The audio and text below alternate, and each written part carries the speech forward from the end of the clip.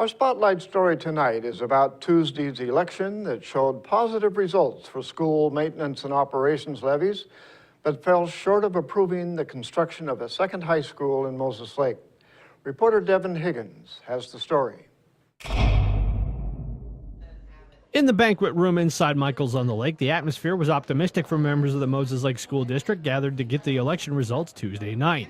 Smartphones were checked and rechecked as the 8 p.m. deadline passed, and Superintendent Michelle Price delivered the news. Wow, that's huge. How you doing? What was the bond last time?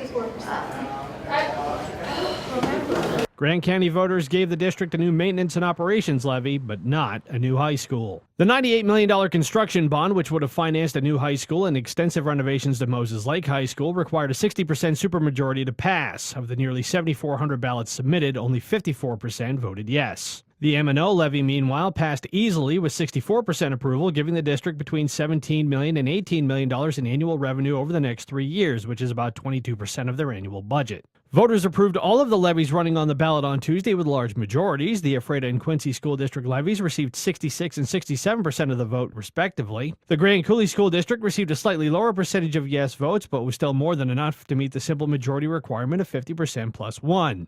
Moses Lake ran the only construction bond on the ballot. With the high school currently 700 students over capacity, Superintendent Michelle Price said the district is already planning on how to adjust to the lack of new space. So the school board did make a decision that we would implement the year-round track schedule, multi-track schedule in the 2016-2017 school year, absent additional facilities. So the board will start with a study session to take a look at that decision, to take a look at the results of the bond, and to talk about what's next. Members of the school board of directors and bond campaign committee also voiced their disappointment at the outcome. For the bond, yes, I'm very disappointed.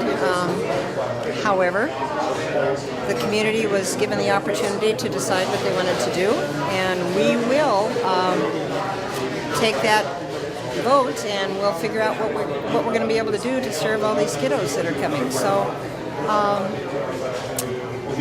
we'll just start. We've probably already got the committee going, and we'll see what we can do. It's what we've got. I think people are worried about increased taxes, and I don't like paying a tax bill, but it is what it is. It's what we sign on for as Americans, and so I think there is also a push that people don't want to divide the community, and I understand that, but when you divide, sometimes you create more opportunities, and so we're sadly going to miss out on that, at least for now. We felt that we really came up with a good solution for our children, and it was what we needed, which was a new high school, because obviously having over 2,300 students in a high school that's built for 1,650 students doesn't work. And it makes it very difficult for our teachers, for our students, and other options have to be considered. And the school board has already come up with an option that we were hoping to be able to avoid. The final election results will be certified by the county on February 23rd. In Moses Lake, Devin Higgins for iFIBER 1 News. And we'll be right back after this.